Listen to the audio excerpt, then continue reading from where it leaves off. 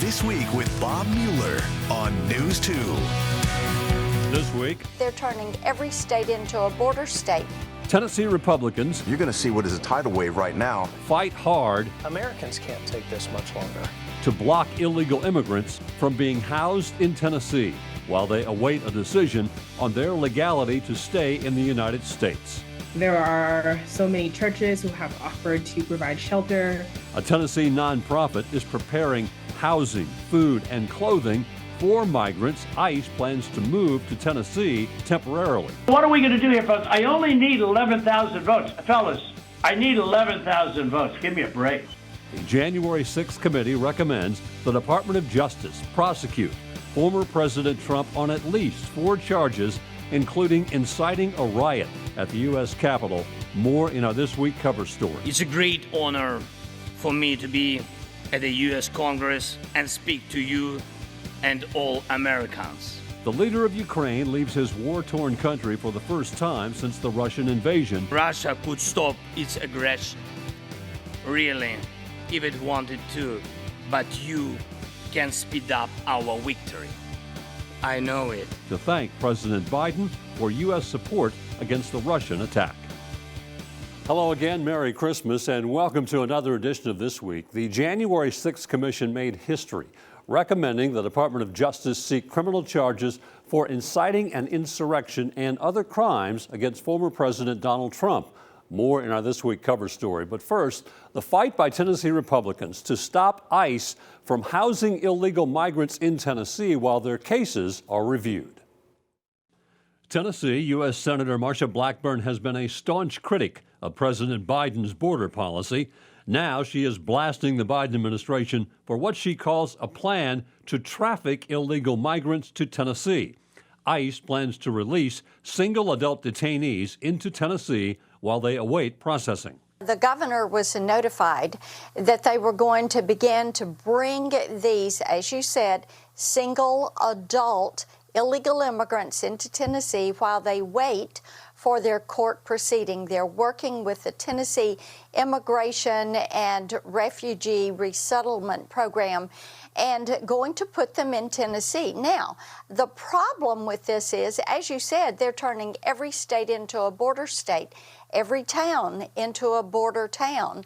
And the Biden administration has no plan on how to deal with this situation at the border once Title 42 goes away. So what are they doing, Pete? They're going to farm out. They're going to send these individuals all across the country and say, all right, Tennessee or other states, you pay the bill. You take care of this because we, the federal government, can't figure out how to handle this, and we have to move these illegal immigrants from the border and to other areas where they're not going to be noticed. Now in Tennessee, we know it's going to be 50 at a time. They will have at least 2 buses, maybe more, every single week.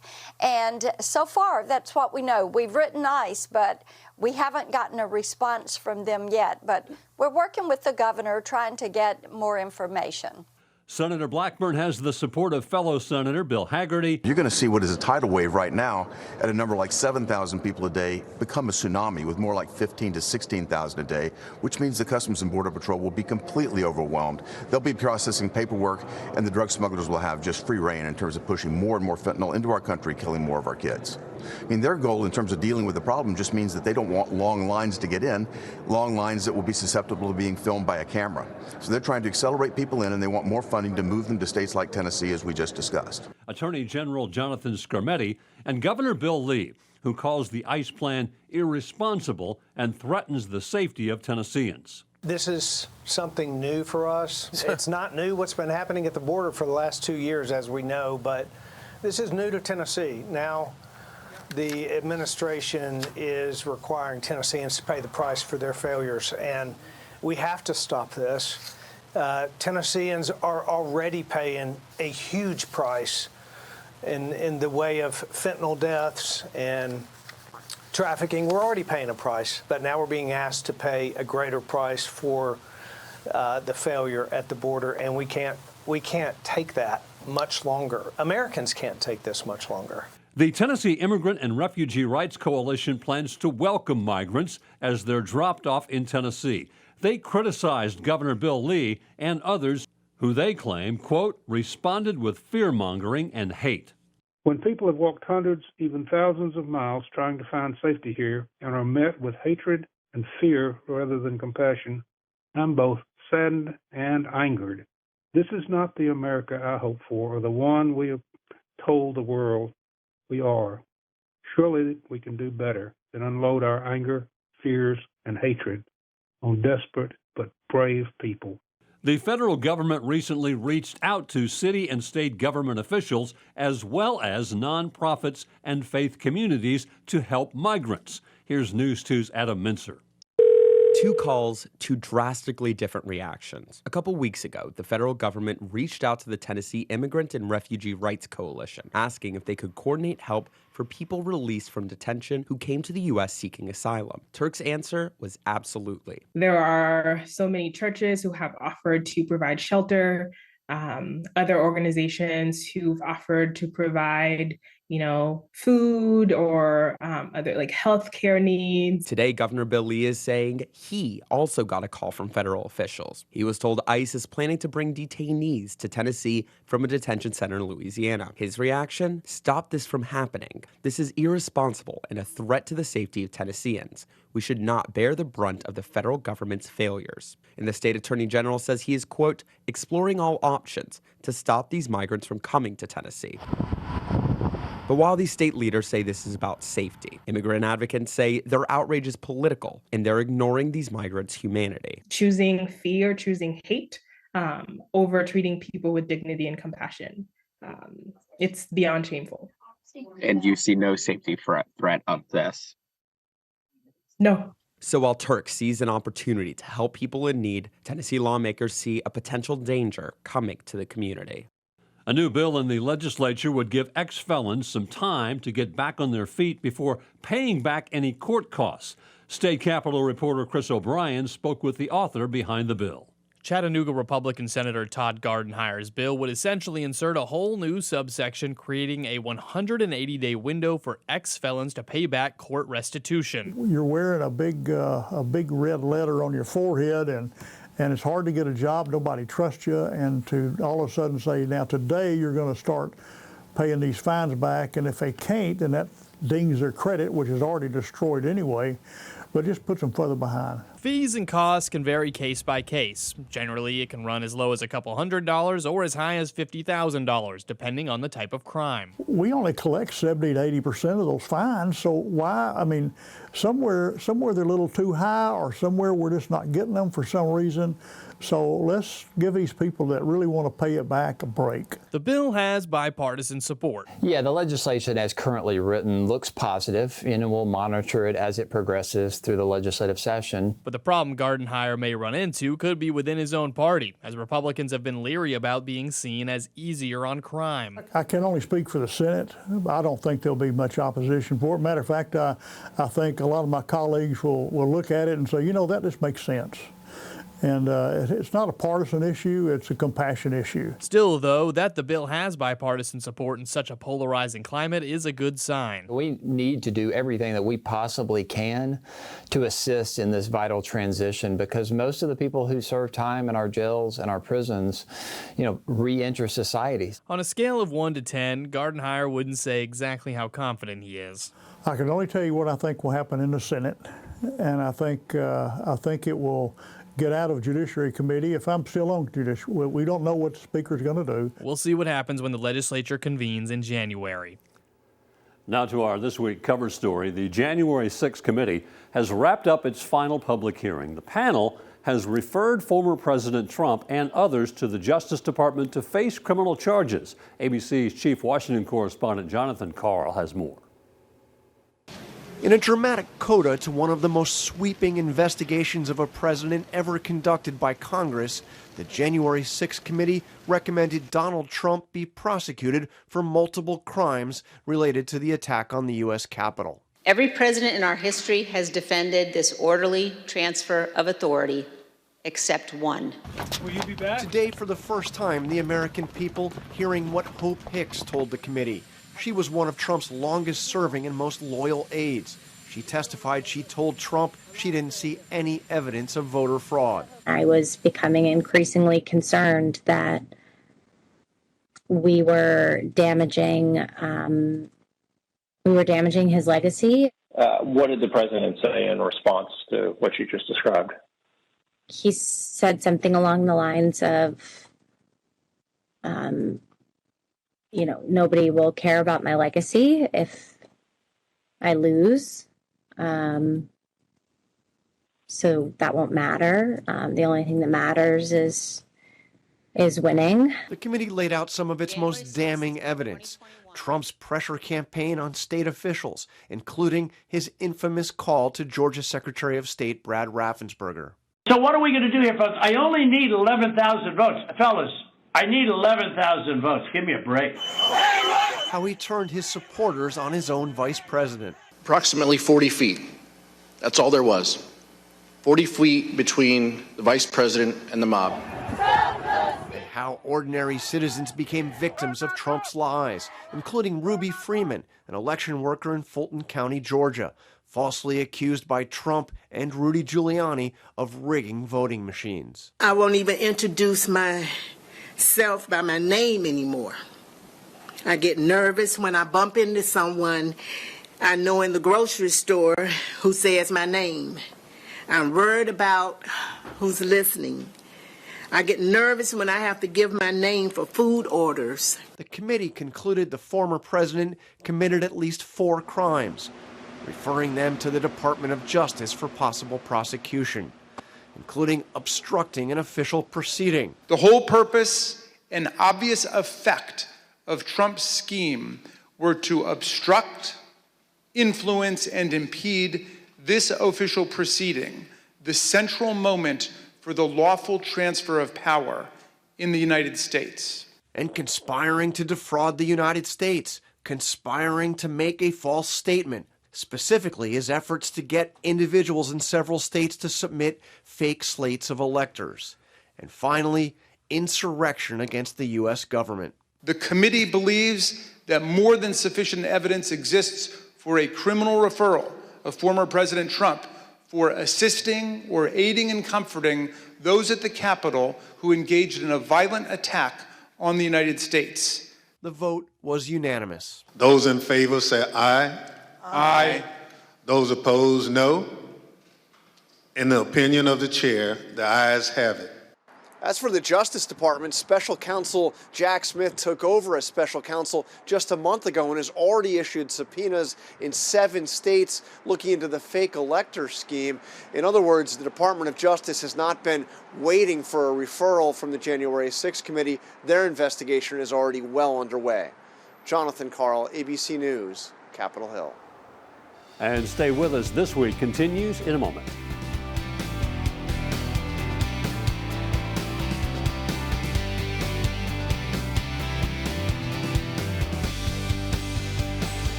Welcome back to This Week. Governor Bill Lee announced the independent review he ordered of execution protocols in Tennessee is finished and in his hands, but he's not ready to release the findings just yet. Here is more on what the governor had to say.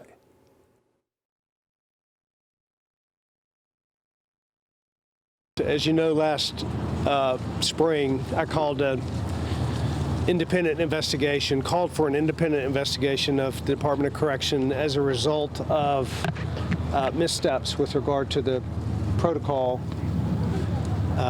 regarding the death penalty. So we halted executions, called for an independent investigation. We've received that report. It's come back to our office now, and we are reviewing that report. We will deliver the report to make it public so that we can be transparent with it. We will analyze. It's an in-depth report that we've just begun analyzing, but we'll look at it to see what the next steps are regarding any actions necessary or what actions would be necessary. It's a very serious matter. We've taken it very seriously, and we'll continue to do so. But we wanted to let you know we have it. We'll once we have read the report and assimilated the information, then we'll make the report public so folks can know exactly what the process is. Sam? And I'm happy to answer questions. Yeah, the fact that you're not releasing it yet, is that a sign that it's not good for the state? Oh, no, I haven't completed reading the report even yet. We need to read the report, absorb it, have our legal team look at it in order to release it. But no, the reason we're telling we've got the report, we want to be transparent. We want everyone to know we have it, and we want to deliver it. We'll have it delivered before the end of the year, certainly. Governor, you're saying you're trying to be transparent, saying that you have the report, but by saying you're not going to release it until the end of the year or by the end of the year, are you concerned about any questions about you trying to bury it over the holiday weekend? I mean, we have Christmas Eve, New Year's Eve. Not a lot of people are going to be paying attention to this. I think what's important is that I get a chance to read the report and that we internalize, absorb the information. There will be steps that are necessary to take, and we need to understand the full breadth of the report before we begin to lay out the roadmap for those next steps. But the report will be entirely public, every piece of it, every aspect of it.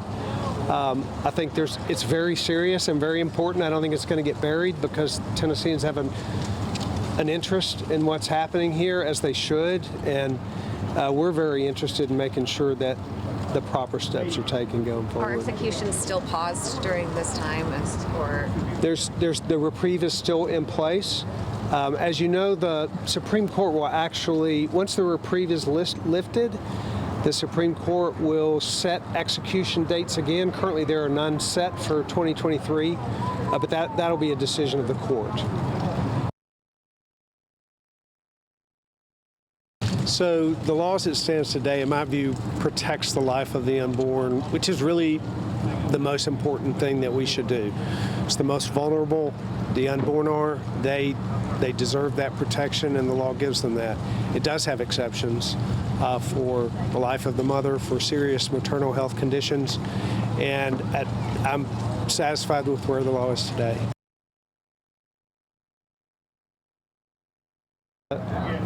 Really, the entire state was aware the Titans had approached leaders all across the state with their desire to expand the stadium. And so we began looking at it from an economic development standpoint. Our decision was to authorize the issuance of bonds if the stadium was constructed in a way that it was domed, because we didn't want to fund something that was just for the Titans, but something that would create a venue for international events of all kinds for our state and for the city of Nashville. So once we learned of the Titans' desire to build a new stadium, then we engaged in our willingness to participate based on the fact that this would be something that was for more than just the Titans. Well, I think the law is important, considering the fact that I think one of the worst things we can do is move a child from 3rd to 4th grade if they can't read.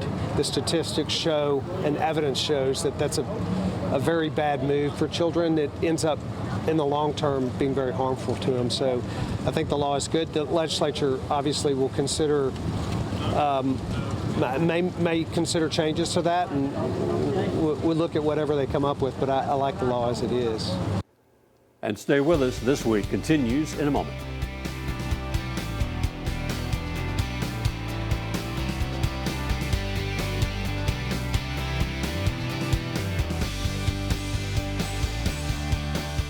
Welcome back. Ukrainian President Volodymyr Zelensky addressed a joint meeting of Congress, the first wartime leader to address the U.S. Congress since Winston Churchill.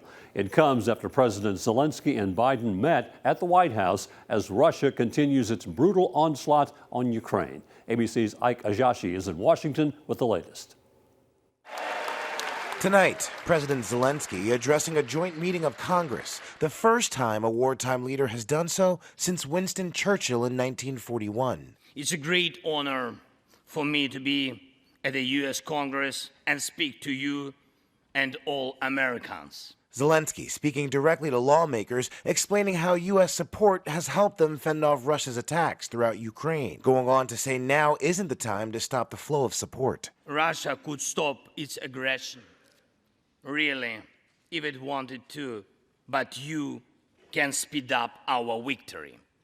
I know it. Earlier in the day, Zelensky landing on U.S. soil just one day after appearing on the front lines in Ukraine. The Ukrainian leader met with a warm handshake at the White House from President Biden and the First Lady. Zelensky, in his signature military fatigues, walking into the White House with President Biden.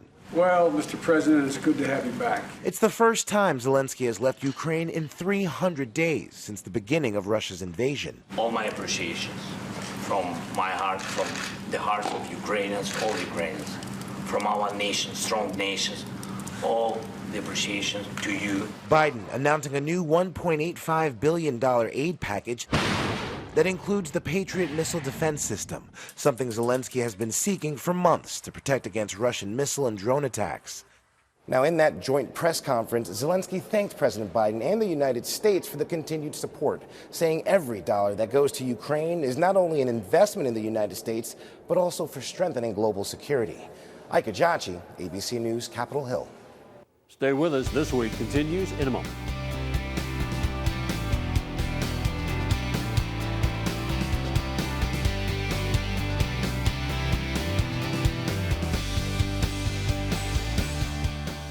Thank you for spending part of your Christmas weekend with us. That will do it for another edition of This Week. We hope to see you back here next week for another edition of This Week in the brand new year. Between now and then, you have a great week and have a Merry Christmas.